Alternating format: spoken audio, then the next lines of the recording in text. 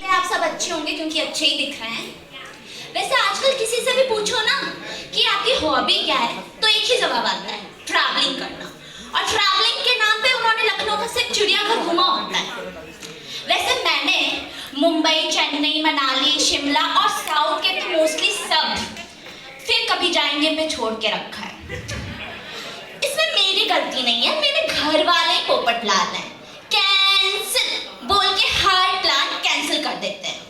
फिर मैंने भी अपने घर वालों को बोल दिया कि अब कोई प्लान बनेगा तो वो दुबई, पेरिस, स्विट्जरलैंड का बनेगा।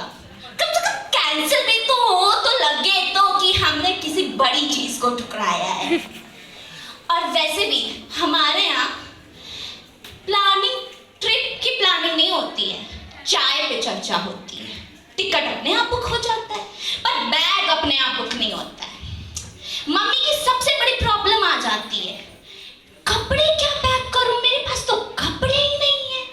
और मेरी मम्मी के पास सच में बिल्कुल कपड़े नहीं है। मेरी मम्मी के पास सिर्फ मात्र और मात्र 4 अलमारी भर के सिर्फ उन्हीं के कपड़े हैं। पापा के कपड़े बहुत जल्दी पैक हो जाते क्योंकि उनके पास अथाह कपड़े हैं। उनके पास पूरा का पूरा एक रैक भर के कपड़े हैं। और हमारे यहाँ ट्रैवल जब करने जाते हैं तो बैग बहुत ही लाइट वेट पैक करते हैं, बहुत ही लाइट वेट। इतना लाइट वेट कि बेड, फ्रिज, कूलर छोड़ के सिर्फ और सिर्फ पूरा घर पैक करते हैं। मम्मी मुझसे कहती है एक ट्रिप पे बेटा स्वेटर भी रख लो। मैं कहती हूँ मम्मी राजस्थान जा रहे हैं, वहां ठंडी नहीं होती। हाँ पर मौसम का क्या भरोसा कब बदल जाए। फिर हमारे साथ ना एक एक्स्ट्रा बैग जाता है जिसमें मम्मी के हिसाब से थोड़े बहुत खाने की चीजें होती हैं, क्योंकि जितनी लंबी डेस्टिनेशन उतने ज्यादा आलू के पराठे।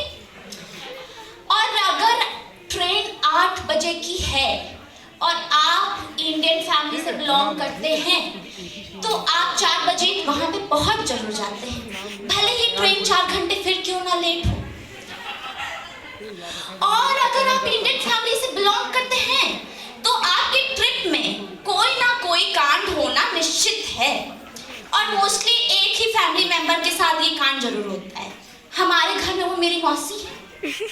हम लोग जा रहे थे मामा की बेटे की शादी में। हम लोग को यहाँ से डायरेक्ट बस मिल जाती है पर उस दिन नहीं मिली क्योंकि साथ में मौसी थी। फिर हम लोग गए महमूदाबाद। फिर वहां से हम लोग को रेवसा जाना था तो स्टेशन अलग अलग था तो हमने रिक्शा किया। हमारी पूरी फैमिली रेवसा वाले बस में जाके बैठ गई है पर मौसी नहीं आई है। तो मेरी मम्मी ने कॉल किया, कहाँ हो, कितनी देर हो रही है, बस चलने वाली है। तो मौसी कहती है हम फिर से वापस जा रहे हैं। हमने कंडक्टर को 500 रुपए दिया था, उसने पैसे वापस ही नहीं किए। तो मम्मी ने कहा पैसे वापस मांगे जाते हैं तब क्या होता है। तो मेरी मौसी फिर पैसे लेके वापस आई। तो इंसान क्या करता है कि जल्दी से आया है तो बस पे चढ़ता है पैसे देके, पर मेरी मौसी ऐसा नहीं की। मेरी मौसी मेरी मम्मी से पूछती है पहले तुमने रिक्शे वाले को कितने पैसे दिए थे। फिर उसके बाद हम लोग रेवसा पहुंचते हैं। फिर वहां पे हम लोग जो है खाना जो पीना होता है खाते पीते हैं। फिर बुआ के मतलब मामा के घर जा रहे तो खाली हाथ तो जा नहीं सकते। मम्मी लेती हैं फल फूल, मौसी लेती है मिठाइयाँ। और फिर खा पी के हम लोग ऑटो बुक करके पहुंचते हैं। जब हम लोग मामा के घर पहुंचने वाले होते हैं तब मेरी मौसी कहती हैं हे भगवान मिठाई का डिब्बा तो वहीं भूल गए। फिर मेरी मम्मी जो उन्हें सुनाती हैं कि पूछो मत, खा लो, खाने पे ध्यान रखो। फिर मेरी मौसी का जवाब आता है जो मुझे प्रिय है सो मुझे प्रिय। खैर आजकल वहां की बात करते हैं आप जहां हर कोई जाना चाहता है, जहाँ के देश विदेश से भी लोग जा रहे हैं। मतलब कोई अपने पाप धुलने जा रहा है, कोई सन्यासी बनने जा रहा है, कोई बाबाओं से मिलने जा रहा है, कोई भंडारा खाने जा रहा है, कोई मोनालिसा से मिलने जा रहा है। पर जा सब रहे हैं, सही पकड़े हैं आप लोग महाकुंभ के बारे में। जो लोग ये कहते हैं ना महाकुंभ कुछ नहीं होता, हम नहीं जाएंगे, सबसे पहले वही जाके आ रहे होते हैं। और जिन पड़ोसियों के घर में धूप बत्ती बिल्कुल नहीं लगती, भगवान को मानते तक नहीं है, सबसे पहले उन्हीं का स्टेटस लगता है महाकुंभ विद फुल फैमिली। और वो जो कम भीड़ वाले लोग हैं ना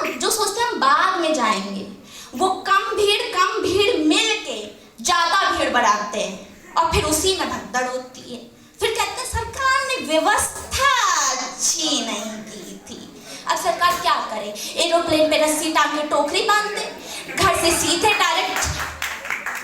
सीधे आपको पिक करे और संगम में डुबो के फिर आपको ड्रॉप करे। उसमें भी कुछ लोग रील्स बनाने के चक्कर में टोकरी तोड़ देंगे और कहेंगे सरकार ने टोकरी अच्छी नहीं दी थी।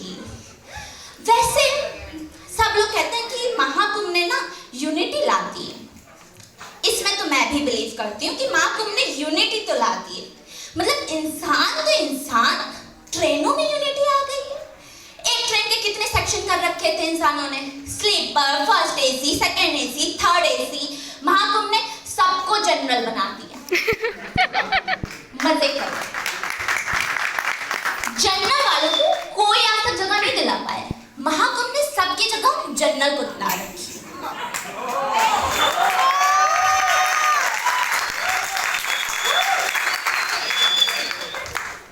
वैसे भी जो लोग महाकुंभ यहाँ पे कौन जाके आ चुका है, जो लोग गए हैं उन्हें पता होगा फाफा मऊ के बारे में। Phaphamau is just like my bright future, कभी आता ही नहीं है।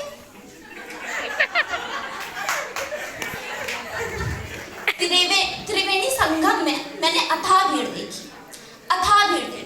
सोचो, अमृत का एक बूंद गिरने से इतनी भीड़ हुई है, अगर पूरा लोटा गिर जाता तो।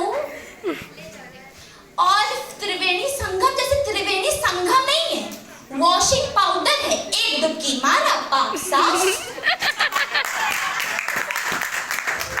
चलो ये तो मैं फिर भी मान लूं, पर मैं ये नहीं मान सकती कि मेरा भाई एक डुबकी मारेगा और संस्कारी लाल बन के बाहर आएगा।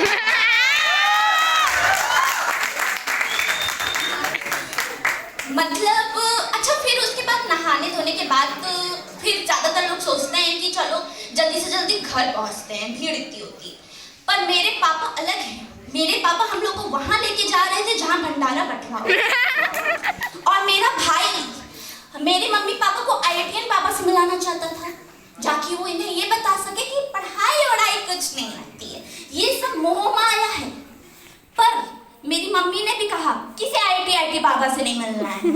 अगर इतनी बातें उनकी सच्ची होती तो पाकिस्तान क्रिकेट का मैच जीत ना जाता।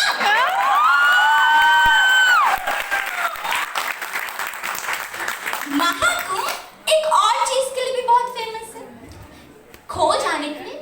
वहां किसी के चप्पल खो जाते हैं, फोन खो जाता है, किसी का बच्चा खो जाता है, कोई तो खुद ही खो जाता है। लेकिन सब लोग एक तरह से दुखी हो जाते हैं, मतलब ढूंढने लगते हैं। पर एक आदमी उसका सामान खोने से बहुत ही खुश था। तो मैं गई, मैंने कहा आपका खो गया फिर भी इतना खुश है? तो कह रहा हाँ, क्योंकि मेरी तो बीवी खोई है। तो महाकुंभ एक अलग ही लेवल का एक्सपीरियंस है। यहाँ पे चप्पल और इंसान दोनों ही खो सकते हैं, लेकिन यादें लाइफ टाइम बनती हैं। Thank you all.